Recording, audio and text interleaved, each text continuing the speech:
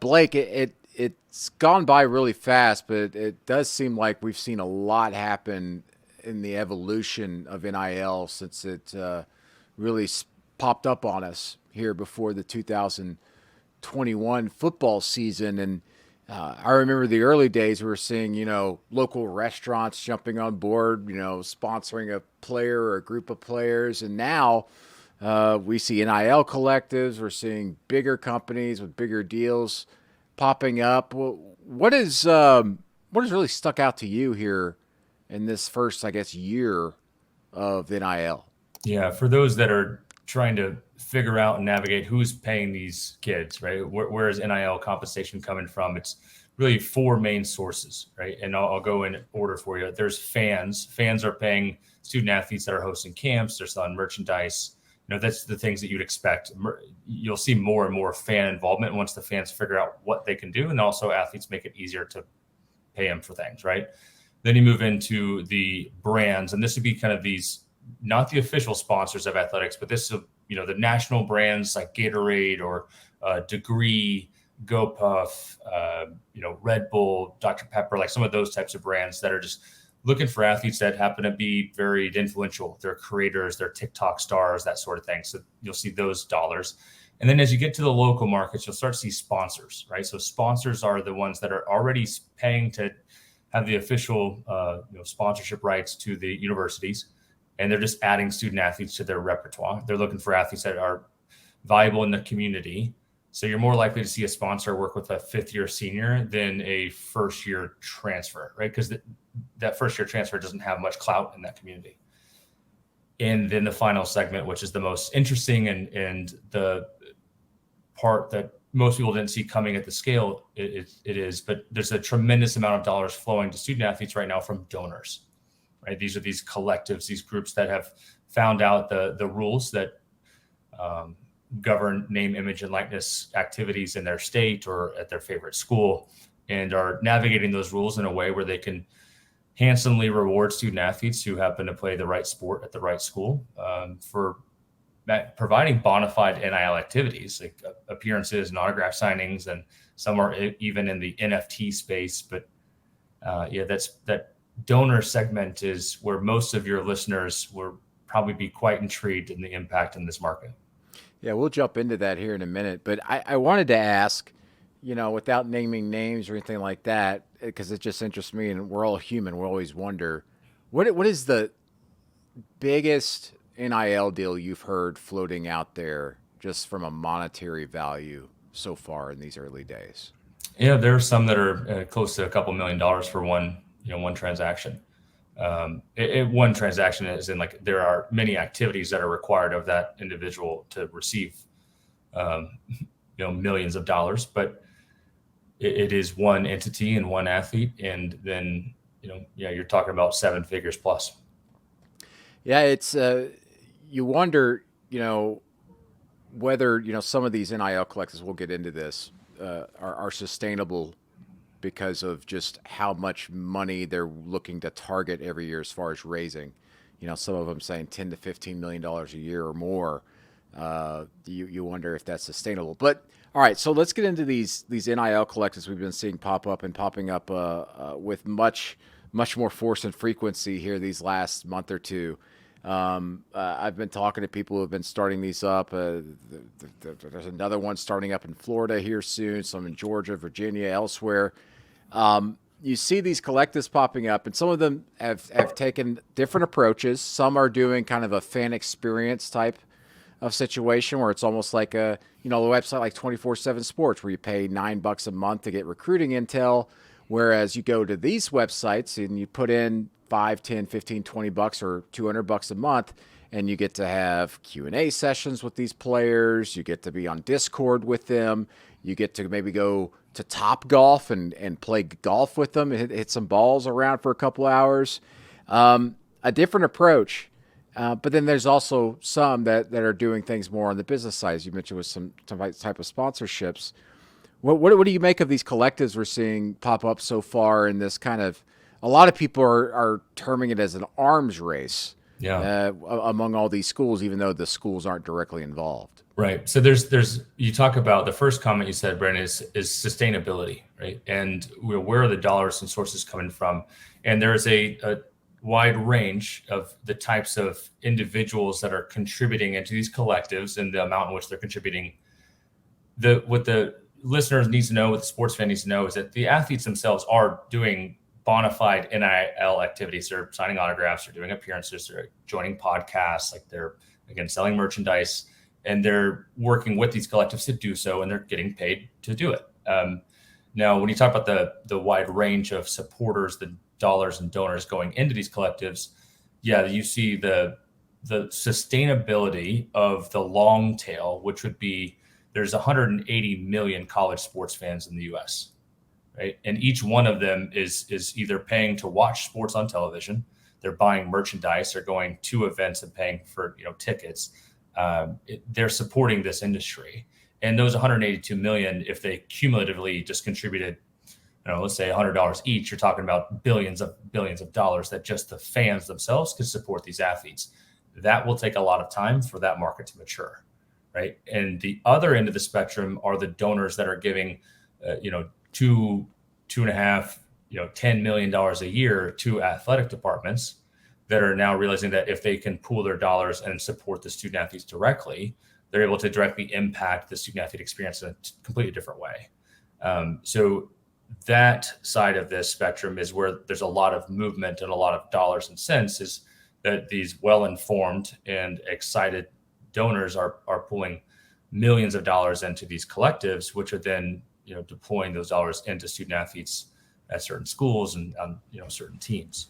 Do you think we're going to get to a point where we start seeing these athletic departments can be concerned with not necessarily legality of it? That's a whole different conversation, but everything's above board right now. But when you see, like you say, a big donor saying, I usually give you guys $2 million a year, the athletic department, to their fund, but I'm going to knock that down to $500,000 because I'm giving $1.5 million to this collective, and I know I can directly give this money in some ways to these players and make sure I know exactly what my money's being used for.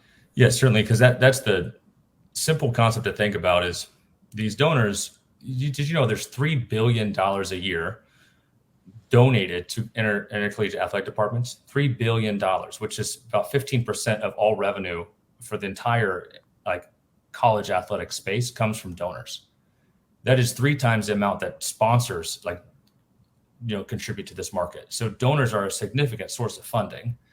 And the simple logic is, if I give money to the school, they'll make better facilities, which will attract better recruits, which means my team wins, right? And that also is now the concept is, well, what if I just give the dollar straight to the recruits, right, through these NIL activities? And I believe that is short-sighted if donors are doing this or that, because there will be a day in this arms race where at certain schools, they are contributing a hefty amount to have the best facilities, and they're contributing a hefty amount to have the highest paid, athletes on campus. And if you're doing one or the other, you're going to fall behind. And so you have to do both. So I do see a world where, again, these dollars and cents don't go forever, but they're usually the individuals that are giving millions a year to intercollegiate athletic departments have a few million to spare. And if they do want to see their team have the support they need and stay competitive, then they will be continuing to contribute well to the school, as well as pooling dollars together for the student athletes through these NIL collectives. So what business plan do you see just personally being sustainable, so 5 years down the line? Certainly, I can see that there's, again, for those fans that are out there thinking that someday these student athletes will be compensated by their schools or they'll have a payroll, that type of concept, there's probably a day well before that happens where these collectives are providing student athletes a consistent flow of compensation in exchange for bona fide NIL activities that looks a lot like payroll, like where every 2 weeks an athlete is performing an activity and getting paid, performing activity and getting paid. And the reason I see that model becoming more the reality is that here's the lazy way to do this, Brandon. The lazy way is to sign an individual athlete, again, this could be college or pro, whatever, to a 4-year deal, right? And they sign up once, they get paid up front, and then the rest of it's done. Like that's the easy way. But in the era of the transfer portal, there's potential where you are, compensating somebody for a long-term relationship that they may not be playing at your favorite school and playing on your favorite team 6 months from now. So it is more likely that these, student athletes and donor collectives will become more formalized and structured so that there's consistent contribution to the student athletes, but it's not lump sum up front. And again, not many people listening to this get their paycheck for the entire year in January. You usually get it every 2 weeks. And I think that's what you'll see evolve in this NIL collective space. Do you think that, we all talk about federal legislation and opinions vary on when that might happen? I was talking to someone earlier that they're thinking that no way it happens before the next presidential election because of the politics involved in it. Right. Where do you think we are in 2 years? Is there going to be more federal guidance on this, or is the NCAA going to step up? What do you think? Brendan, I had a chat with somebody from Capitol Hill yesterday, and it was really just an update. We've spent a lot of time at Opendorse. We're very entrenched in this industry. Like we are the infrastructure for 60,000 plus student athletes, like how they manage all these dollars and cents and payments and disclosures and tax forms and whatnot. So we're deep in it. So of course, the folks in Capitol Hill will keep us updated on what they're doing, and we do the same. We were informed yesterday there's likely to be no movement on the federal level on this based on what they're dealing with in Capitol Hill right now, as well as the fact that 8 months in, there's not too much crazy red flags about what's happening in the market. Like the free market is rewarding athletes, and as long as there's following the rules and regulations set forth by the state laws, then all good. The actual changes that need to happen to make this market happen and evolve faster is that these state laws, like in Alabama, they should probably be repealed, right? There's no moment that student athletes need to be granted the rights to monetize their NIL. Everyone in the world, every U.S. citizen has the rights to monetize their name, image, and likeness. Athletes don't need a specific right to do so. So these state laws are actually very restrictive, right? They're providing these guardrails, which create a disadvantage. So the fastest way for a standard approach to this market is to have each of these state laws, which there's 20 plus, 30 plus out there, to eventually be repealed, right? Or to have a uniform state law or federal law. But again, those things would be well down the road before it happens. Just, with Opendorse, how has the growth in what you guys handle, has it been just exponential? It seems like every month, or what's the growth been like? And has it been even crazy at times? It has been crazy at times. Yes. So Brandon, if we, go back a year, Opendorse, we had about 30 employees. We're at 97 right now. So we've tripled the size of our team to keep up with the pace of the NIL market and what student athletes need from a technology partner, what the market needs from a trusted marketplace. And, this is a company we started a decade ago to help one athlete. And now to see that there's 75,000 plus, getting close to 100,000 athletes that use this every day, it just requires a lot of resources, right? And this is foundational for the future. But yeah, as a leader of a company, you dream of a moment like this where you have an opportunity to help more people more often and have the resources to do so. And we're not slowing down. The market's certainly not. I mean, there's almost every day we break the record for transaction volume from supporters to student athletes through our marketplace. This is going to be a larger market than most people think, and we got the data kind of back that up. How many questions now, especially as we record this in March, are you guys getting nowadays from players asking about tax information? If you want to say what's the headache, I mean, that we are explaining to student athletes like what taxes are. I mean, this is for tens of thousands of athletes. Brandon, the very first dollar they've ever received is through Opendorse. Like they've never made money like any other way. They've been an athlete. They were a student athlete their whole life. They go to school and now like, I just got paid. Now what? And so we're explaining to them, we're sending out 1099s. Of course, they already got all those in January. And some of them they've spent the money. Here's something that sports fans know, and you can imagine this. Like a lot of these kids are getting cars. They're getting cars, right? They're not getting money to go buy cars. They're getting cars. And that car dealership is sending them a 1099 for in-kind compensation for a $20,000 a year lease, right? And they have to go pay, depending on what state they're in, they got to come up with $7,000 to pay in taxes. They don't have $7,000 in cash. So there's some interesting nuances to this whole element where if you want to know who might end up regulating this market, it's probably going to be the IRS first, so Yeah. it's What wild. what's maybe the biggest piece of misinformation or narrative you think that's been out there about NIL, and for that matter, as I've been focusing on these NIL collectives that have been popping up, because you always hear rumors. I know a lot of fans are going after Texas A&M. Well, the reason why they got the number one class because they're paying $30 million, which is a Mhm. completely fabricated number. Yes, No it one is. knows that, and Jimbo Correct. Fisher's even said that. But what's the just craziest thing you've heard out there? Well, I would say that if you put the student athlete in the middle, okay, and most listeners and most college sports fans are probably leaning towards a world like, yeah, these kids probably deserve to get paid, right? They deserve to make money somehow, right? And so much of the national narrative is like the school should pay the kids. I think that that is a challenging path for this industry because in the first 8 months of allowing the free market to decide like how much these kids are worth, their kids are making millions of dollars and it's not coming like this. The schools don't have to pay them. It doesn't change the amateur status that allows these kids to get a free education, right? And it does allow the market to compete with one another. Like this will drive up compensation if it is uncapped, if it is unregulated, if it is a third party compensation type of play. And so I think the narrative around collectives being bad or breaking the rules, like I think secretly this is the best thing possible for the NCAA because the student athletes are going to be compensated. They're going to have to do things that like teach them the fundamentals of business, right? That you must provide value in exchange for value. And so the NIL collectives will be formalized. It will be structured 5 years from now. There's just going to be known the pool of money at every single Division I Power Five football program and basketball program and women's basketball and baseball. Like these revenue sports are going to have collective dollars and it is going to be known. Just like the seating capacity at Tennessee, Michigan, Nebraska, Clemson, it. You will know the dollars and the capacity inside these collectives that are funding student athletes on campus. I want to ask this just maybe more so for myself because I'm interested, but Yeah. I'm sure a lot of everybody is really.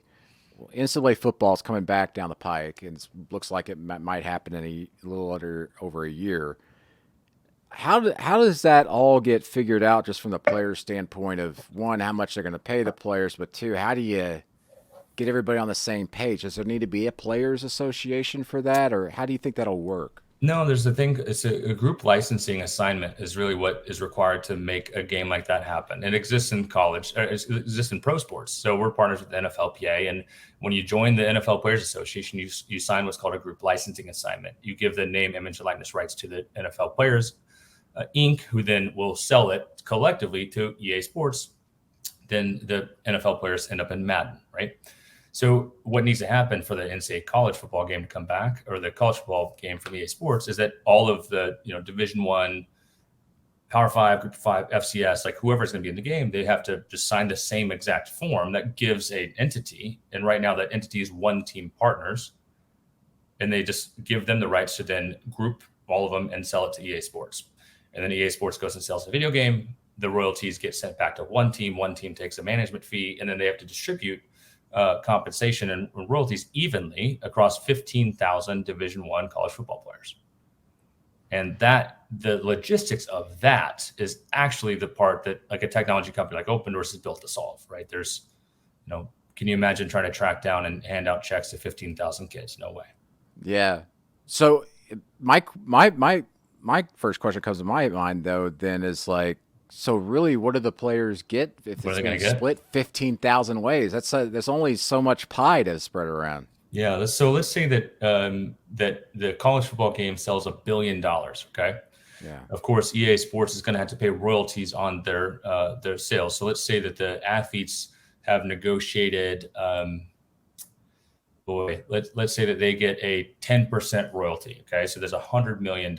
Now, Let's say that there's a fee that the one team partners has to take for managing this entire relationship. So let's say that that fee is $10 million, so 10%. So now there's $90 million split 15,000 ways. So you're getting, I see a world where an athlete might make $6,000, in royalty distribution from being in a video game that sold $1 billion worth of, revenue. But the thing is, in this math, these numbers, these aren't wrong numbers. It's just like looking at Madden and the payouts to NFL players. There are only 2,000 NFL players, right? 1,500, if you will. Yeah. And so it's just a delta of 10x, right? But if you look at what an NFL player gets in royalties from being in the Madden video game, and you just divide that by 10, you're probably going to see the actual amount these athletes will make through royalties from the video game in 2023, 24. Who do you think will step up to help facilitate some of this? Do you think, are you guys in the running? Is there anything you could tell me? From the payment processing and management side? Yeah. I mean, we are partners with NFLPA, MLBPA, NHLPA, PGA Tour, LPGA, Team USA. Like when it comes to these things I'm talking about of helping athletes manage and helping these unions, associations, or anyone that's managing group licensing rights actually distribute dollars at scale, like Opendorse is part of that conversation. So we are working very closely with one team. We do a lot of work with EA Sports already. So you can imagine that there will be a day when if you'd like to be in the video game, you'd like to get paid to be in the video game, then you just download the Opendorse app and click a few buttons and payments on its way and every year. Yeah. Okay, cool. We'll be a part of it. Just know that. For sure.